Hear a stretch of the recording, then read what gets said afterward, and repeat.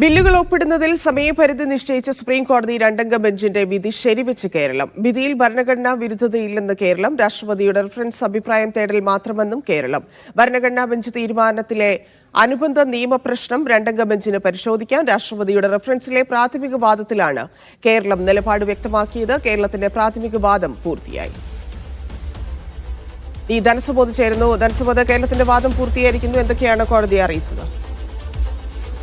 മുതിർന്ന അഭിഭാഷകനായിട്ടുള്ള കെ വേണുഗോപാലാണ് കേരളത്തിന് വേണ്ടി വാദിച്ചത്. അദ്ദേഹത്തിന്റെ വാദം പൂർത്തിയായിരിക്കുകയാണ്. ഈ ബില്ലുകൾ നിയമസഭ പാസാക്കിയാൽ അക്കാര്യത്തിൽ ഒപ്പിടുന്നതിൽ രാഷ്ട്രപതിക്കും ഗവർണർമാർക്കും സമയപരിധി നിശ്ചയിച്ച തമിഴ്നാട് നൽകിയ കേസിൽ വിധി ശരിവെച്ചുകൊണ്ടാണ് കേരളം വാദം തുടർന്നത്. കാരണം ഇങ്ങനൊരു തീരുമാനം വളരെ അത്യാവശ്യമാണ് എന്നുള്ളൊരു കാര്യം തന്നെയാണ് പറഞ്ഞിരിക്കുന്നത്. മാത്രമല്ല, ഈ രാഷ്ട്രപതി ചോദിച്ചിരിക്കുന്ന ഈ റഫറൻസിലെ 1 മുതൽ 11 വരെയുള്ള ചോദ്യങ്ങളുടെ ഉത്തരം തമിഴ്നാട് വിധിയിൽ തന്നെയുണ്ട്.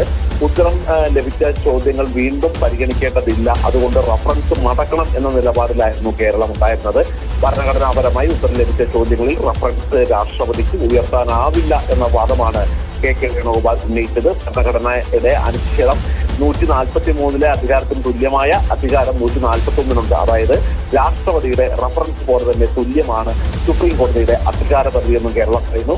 ഒടുവിൽ കേരളം വാദിച്ചത് രാഷ്ട്രപതിയുടെ റഫറൻസ് കേന്ദ്ര സർക്കാരിന് വേണ്ടിയാണ് എന്നുള്ളൊരു കുറ്റപ്പെടുത്തൽ കൂടിയുണ്ട്. മാത്രമല്ല, സുപ്രീം കോടതി വിധിയെ മറികടക്കാനുള്ള കേന്ദ്ര സർക്കാരിന്റെ ശ്രമമാണ് തമിഴ്നാട് കേസിലെ വിധിയെ കേന്ദ്ര സർക്കാർ അട്ടിമറിക്കുകയാണെന്നും കേരളം ചൂണ്ടിക്കാട്ടുന്നു.